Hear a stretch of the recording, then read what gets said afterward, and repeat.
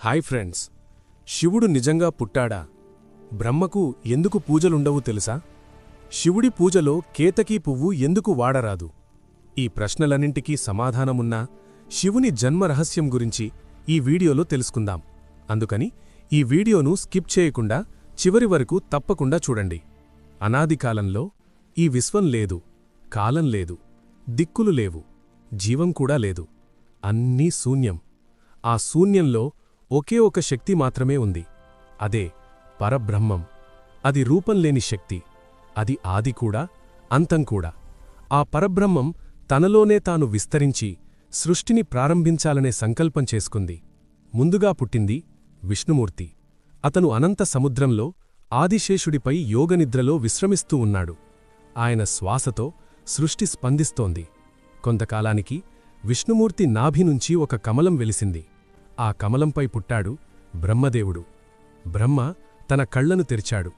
చుట్టూ చూశాడు. ఎక్కడ చూసినా అంధకారం, నిశ్శబ్దం. ఆయన ఆశ్చర్యపోయాడు. నేను ఎవరు, ఎక్కడినుంచి వచ్చాను అని తనలో తానే ఆలోచించాడు. కాలం గడిచింది. బ్రహ్మకు తన సృష్టిశక్తి తెలిసింది. విష్ణువుకి తన పరిపాలనా శక్తి తెలిసింది. కాని ఒక సందేహం ఇద్దరి మనసుల్లో పెరిగింది. ఎవరు గొప్పవారు? బ్రహ్మన్నాడు, నేనే సృష్టికర్త, నేను లేకపోతే సృష్టి లేదు అని.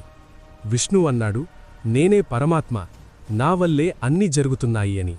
వారి మధ్య వాదనగా మొదలై గొడవగా మారింది. విశ్వమంతా ఆ ఘర్షణతో కంపించింది. అప్పుడే ఒక్కసారిగా వారి మధ్యలో ఒక అనంతమైన జ్యోతిస్తంభం ప్రత్యక్షమైంది. ఆ జ్యోతి భయంకరమైన వెలుగుతో మండుతోంది. ఆదిలేదు, అంతం లేదు.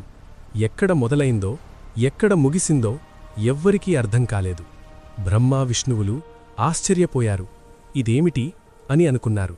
విష్ణువన్నాడు, దీని ఆది అంతం తెలుసుకుందాం. వెంటనే విష్ణువు వరాహావతారం తీసుకున్నాడు. ఆ జ్యోతి కిందకి ప్రయాణించాడు. బ్రహ్మదేవుడు హంసరూపం తీసుకొని ఆకాశం వైపు ఎగిరాడు. వేల సంవత్సరాలు ఇద్దరూ వెతికారు. కాని ఆ జ్యోతి స్తంభానికి చివర కనిపించలేదు. శివపురాణం ప్రకారం బ్రహ్మ పైకి వెళ్తూ ఒక కేతకీ పువ్వును చూశాడు. ఆ పువ్వు కూడా ఆ జ్యోతి నుంచే కిందకి వస్తోంది. బ్రహ్మ ఆలోచించాడు, నేను చివర చూడలేకపోయాను, కాని నేను ఓడిపోవద్దు అని ఆ కేతకీ పువ్వుతో చెప్పాడు. నువ్వు సాక్షిగా చెప్పు, నేను ఆ జ్యోతి చివర చూశానని. దానికి కేతకీ పువ్వు అంగీకరించింది. అప్పుడే ఆ జ్యోతి మధ్యనుంచి ఒక మహాదివ్యరూపం విలిసింది.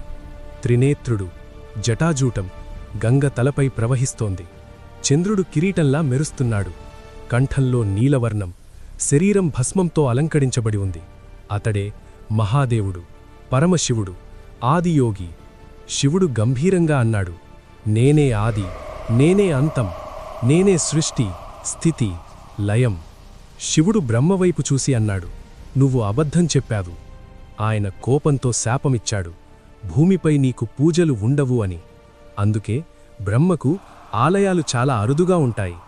కేతకీ పుమ్మును చూసి నువ్వు కూడా అబద్ధానికి సాక్ష్యమిచ్చావు అని, శివపూజలో వాడరాదు అని శాపమిచ్చాడు. విష్ణువు వినయంగా తలవంచి అన్నాడు, నేను కనుగొనలేకపోయాను. శివుడు సంతోషించి అన్నాడు, నీ భక్తి ఎప్పటికీ నిలుస్తుంది. అందుకే విష్ణువు ఎప్పటికీ భక్తులచే పూజించబడుతున్నాడు. ఈ కథలోని గొప్ప సత్యమేమిటంటే, శివుడు పుట్టలేదు, ఆయనకు ఆది లేదు, అంతం లేదు. అందుకే ఆయనను అజన్ముడు, మహాదేవుడు అంటారు. ఆ జ్యోతిస్తంభమే శివలింగంగా మారింది. అది సూచించేది రూపంలేని అనంత శక్తి. ఈ కథ మనకు నేర్పేది, అహంకారం నాశనం చేస్తుంది, వినయం మనల్ని రక్షిస్తుంది, నిజం ఎప్పటికీ గెలుస్తుంది. ఇలాంటి మరిన్ని భక్తి కథల కోసం మా ఛానల్ని సబ్స్క్రైబ్ చేసుకోండి.